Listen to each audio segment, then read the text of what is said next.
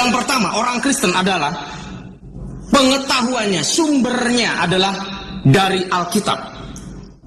Orang Kristen mempercayai bahwa Alkitab adalah sumber pengetahuan. Alkitab adalah firman Allah yang terdiri dari perjanjian lama dan perjanjian baru. Perjanjian lama adalah di mana terdiri di sana ada hukum Taurat, Zabur, dan kitab-kitab para nabi. Dan perjanjian baru adalah bagaimana itu adalah suatu berita sukacita dengan kelahiran, kematian, dan kebangkitan Tuhan Yesus Kristus. Tetapi orang Islam punya pedoman adalah Al-Quran, yang diimani oleh mereka bahwa Al-Quran adalah wahyu Allah, di mana Allah berfirman melalui malaikat Jibril dan membisikkannya kepada Muhammad, dan kemudian secara terus-terusan selama 23 tahun sehingga terjadilah suatu bentuk yang namanya Al-Quran. Dan kemudian Al-Quran itu sebagai apa? Alkitab itu sebagai fungsinya sebagai apa, saudaraku? Alkitab berfungsi sebagai firman Allah, dan Al-Quran berfungsi sebagai wahyu Allah. Dan kemudian, saudaraku, untuk siapa Alkitab itu? Untuk siapakah Al-Quran itu, saudara kasih? Dan di dalam Alkitab, saudaraku, bahwa Alkitab hanya diperuntukkan untuk manusia. Karena Allah ada sesuatu dengan manusia, karena Allah ingin menyelamatkan manusia, karena Allah ingin mengembalikan citra Allah yang ada dalam diri manusia, dan dia ingin mengembalikan supaya manusia boleh selamat. Karena firman Tuhan berkata, dia tidak menghendaki satu orang pun binasa, melainkan Allah menghendaki setiap manusia boleh percaya kepadanya dan mendapatkan hidup yang kekal dan tinggal bersama-sama dengan dia.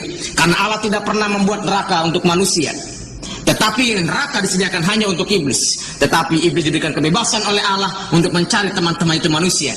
Oleh karena itu, saudara kasih, firman Tuhan berkata, banyak orang yang menganggap jalan itu lurus, tetapi sesungguhnya ujungnya adalah maut. Banyak orang yang beranggapan bahwa kamu sudah benar. Banyak orang yang mengatakan, aku sudah berbuat baik, aku tidak mencelakakan orang lain.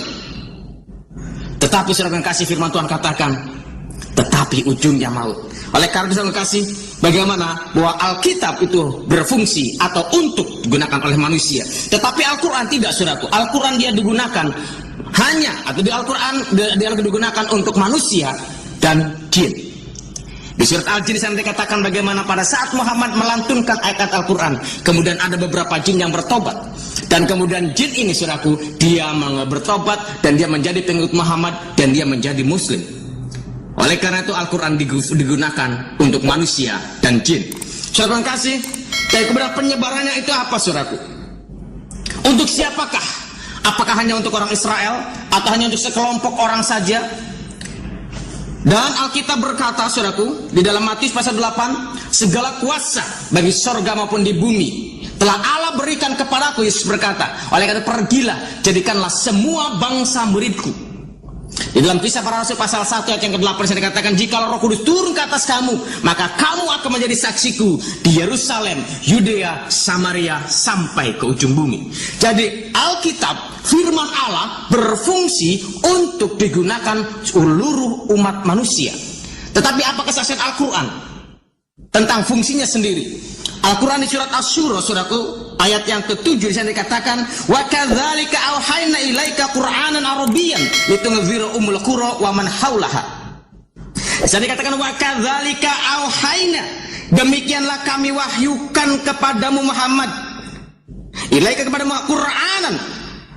Allah telah memberikan ilham, Allah telah memberikan mewahyukan kepada Muhammad Qur'anan, yaitu Quran Arabian dengan berbahasa Arab. Mengapa Al-Quran dengan berbahasa Arab? Di sana dikatakan karena untuk apa? Karena dari sana kali tungzul umul qura, karena ingin memperingatkan kepada umul qura, ingin memperingatkan penduduk kota Mekah, wa man haulaha, dan negeri-negeri dan kota-kota di sekitar Mekah itu yang berbahasa Arab. Jadi sebenarnya saudara kasih bahwa Al-Quran itu berfungsi atau diperuntukkan hanya untuk orang Mekah dan sekitarnya yang berbahasa Arab. Oleh karena itu Al-Quran mengeluarkan dan turun diwahyukan dalam bentuk bahasa Arab. Saudara yang kasih, itu yang terjadi. Dan kemudian jumlah ayatnya berapa?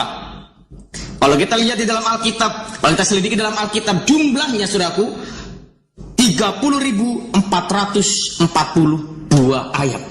Alkitab dari perjanjian lama sampai ke dalam perjanjian baru itu ada 30.442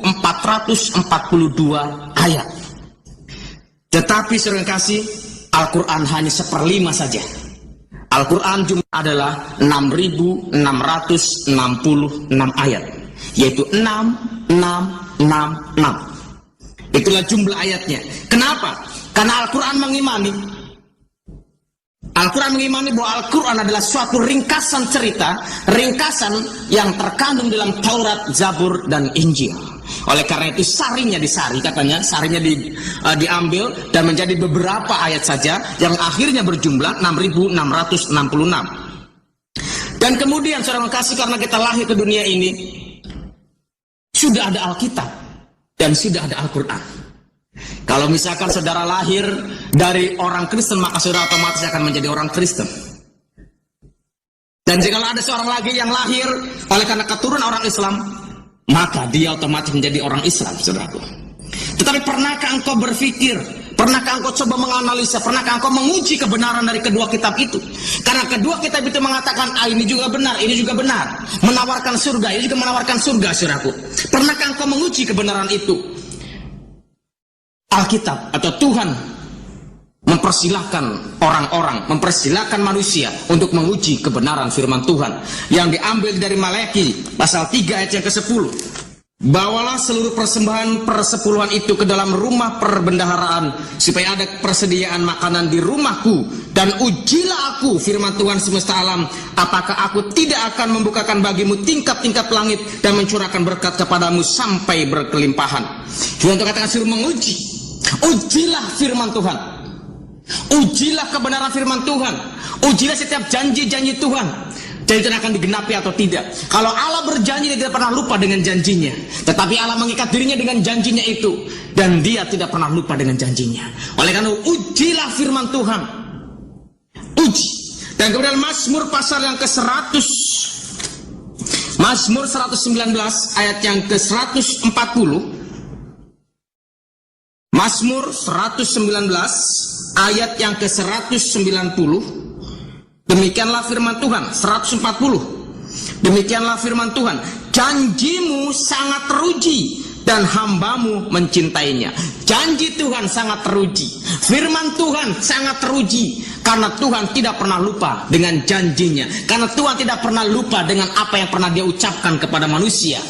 Oleh karena itu, ujilah firman Tuhan. Alkitab ini suruh diuji, firman Tuhan diuji. Bahkan firman Tuhan katakan, ujilah setiap roh, setiap pengajaran yang masuk, apakah itu berasal dari Tuhan atau tidak. Saudara yang kasih, bagaimana kesaksian Al-Quran tentang dirinya? Di dalam Al-Quran berkata, kalau engkau ragu-ragu terhadap Al-Quran, maka kau akan seret dan kau akan masukkan ke neraka. Begitu menakutkan, saudaraku, begitu menyeramkan. Karena kita tidak boleh menguji dan mengecek Al-Quran, karena mereka harus percaya 100% bahwa Al-Quran adalah